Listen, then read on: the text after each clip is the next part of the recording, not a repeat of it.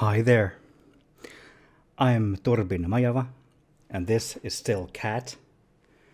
I'm here to talk about the Hitcher parentheses remake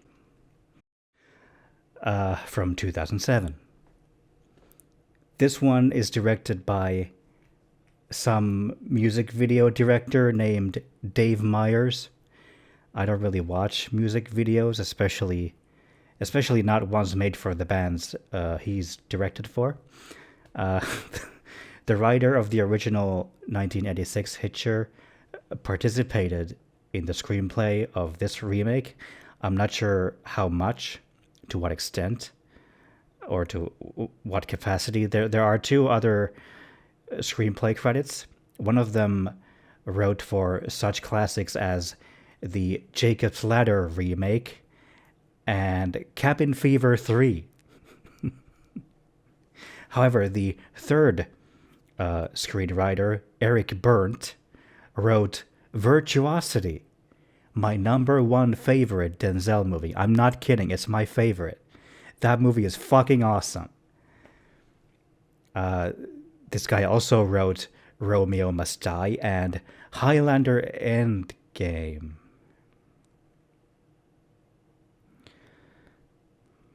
Okay, let's get into the Hitcher parentheses remake. We we are introduced to the main characters pretty quickly here. The acting is mostly just okay. Throughout the movie, I'm not getting much of a sense of urgency from the actors playing the two protagonists. That's right. This version of Jim Halsey, the protagonist of the original, has his girlfriend with him from the beginning of the movie. Much like the Hitcher too. But these characters are both equally uninteresting and annoying. Jim is this generic douche, and his girl is an entitled bitch. She does not have the southern charm nor the acting talent of Jennifer Jason Leigh from the original. Not even close. The writers find so many excuses for these two characters to bicker and argue about useless shit, and I couldn't really give a fuck about either of them. The themes of isolation, desolation, and desperation are an essential part of the original movie's identity. Wouldn't you agree? You never get that with these characters being there for each other for most of the movie. Having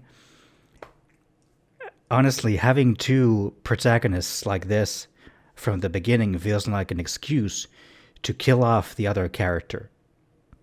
The one we don't expect to die, maybe. We need a switcheroo, like in The Hitcher 2. But in this movie, they have the fucking balls to reference Hitchcock in the movie before killing one of the lead characters off. This is not the kind of movie that deserves to reference Hitchcock in any capacity. Okay, so what about the antagonist then?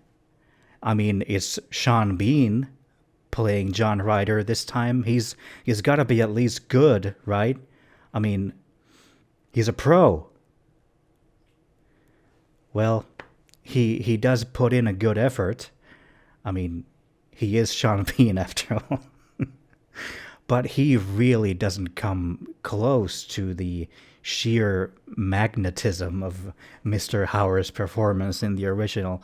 And he's also missing that diabolical, playful attitude of the original character. They don't really give Sean Bean enough of a chance to actually be this menacing, seemingly supernatural being. He just acts all intense and standoffish in his scenes, with no sense of mystery or superhuman abilities or anything compelling like that. They even go out of their way to show you how he does certain things in the movie that were a mystery in the original. How he escapes police custody and things like that. They show you how he does. Why?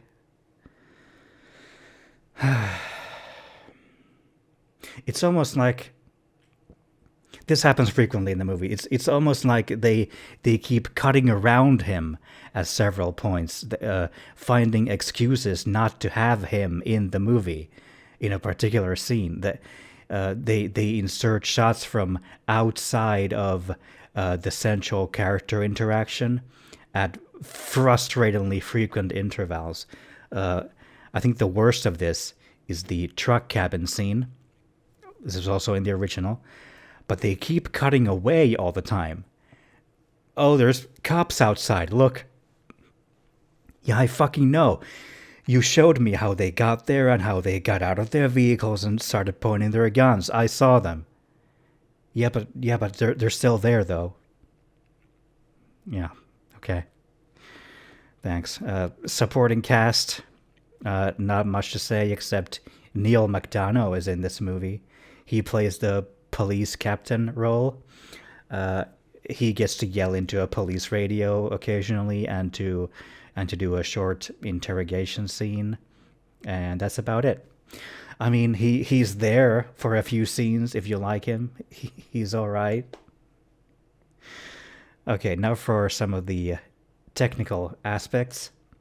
The camera work is not all bad, but it is wavery and lacking in any artistry or visual eye. The clumsy, erratic editing style definitely makes it infinitely worse. A lot of camera movements are, in addition to being shaky, unmotivated, especially in action scenes where it's really important to direct the viewer's eye to where shit is going down next. They keep switching to opposite angles for no reason. Shot continuity is also off. Small details that are in focus change between shots.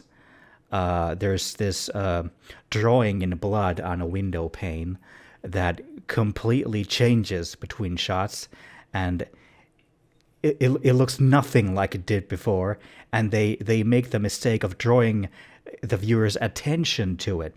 They fucking zoom in on it. Look, this is supposedly the same image. Clearly it isn't. This takes place in New Mexico. I don't know if it was shot there. The scenery looks pretty nice to me. Some good wide shots of the landscape. They look real pretty.